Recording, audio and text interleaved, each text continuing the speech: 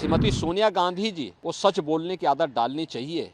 चुनाव के दौरान जनता की आंखों में धूल झोंक करके अब ये देश की सत्ता नहीं हथिया पाएंगे। ये न्याय नहीं, भारत के प्रति, अनुसूचित जाति, जनजाति और पिछड़ी जाति के प्रति, भारत की सनातन आस्था के प्रति अन्याय पत्र है। मुस्लिम लीग का एक नया वर्जन ये आया है, कांग्रेस का घोषणा पत्र। देश की सबसे पुरानी राजनीतिक दल कांग्रेस का घोषणा पत्र मुस्लिम लीग का प्रतिनिधित्व करता हो, इससे ज्यादा शर्मनाक दूसरा नहीं हो सकता। कांग्रेस का मैनिफेस्टो क्या कहता है? मैनिफेस्टो ही विभाजनकारी है, भारत को वर्ग संघर्ष की ओर ले जाने वाला है, भारत में अनुसूचित जाति, जनजाति और पिछड़ी जाति के अधिकारों में सेंध लगाने वाला है। कांग्रेस के मंसूबे पूरे नहीं हो पाएंगे और कम से कम श्रीमती सोनिया गांधी जी को सच बोलने की आदत डालनी चाहिए। चुनाव के दौरान जनता की आंखों में धूल झोंक करके अब ये देश की सत्ता नहीं हथिया पाएंगे, क्योंकि पूरा देश मोदी जी के नेतृत्व में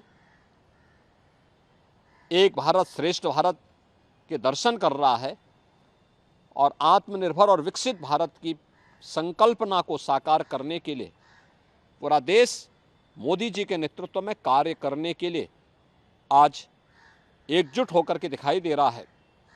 कांग्रेस को इस प्रकार का सफेद झूठ नहीं बोलना चाहिए। सर, हम ये कह सकते हैं कि पूर्व में कांग्रेस की जो सरकारें रही, चाहे उससे आतंकवाद हो, उग्रवाद हो, नक्सलवाद हो, ये सब कुछ भी देश ने देखा है। आज जो नफरत की बात कर रहे हैं 10 साल मोदी जी की सरकार पर जो सवाल, कश्मीर में धारा 370 कश्मीर एक कांग्रेस ने लगाई थी। ओबीसी के आरक्षण में से कर्नाटक और आंध्र प्रदेश में सेंध लगाने का काम कांग्रेस की सरकार ने किया है। तो और ओबीसी के अधिकारों पर पूरी तरह हनन है। ये देश के अंदर जाति राजनीति को क्षेत्र और भाषाई आधार पर समाज को बांटने की कुत्सित चेष्टा कांग्रेस ने की थी। अपने मैनिफेस्टो में जिस प्रकार की बातों को कांग्रेस ने उल्लेख किया है, यह भारत की सनातन आस्था पर प्रहार तो है ही, समाज में वर्ग संघर्ष की स्थिति को पैदा करने वाला है। और मुझे लगता है कांग्रेस के मंसूबे भारत की जनता कभी पूरा नहीं होने देगी, क्योंकि विभाजनकारी जो राजनीति है यह किसी के हित में नहीं है।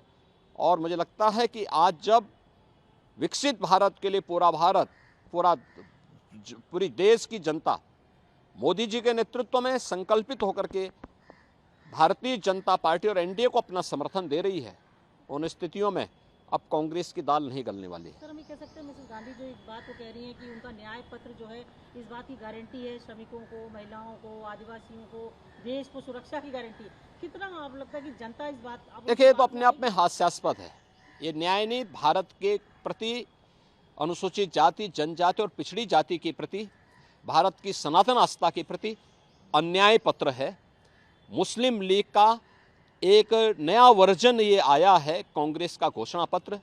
देश की सबसे पुरानी राजनीतिक दल कांग्रेस का घोषणा पत्र मुस्लिम लीग का प्रतिनिधित्व करता हो, इससे ज़्यादा शर्मनाक दूसरा नहीं हो सकता है।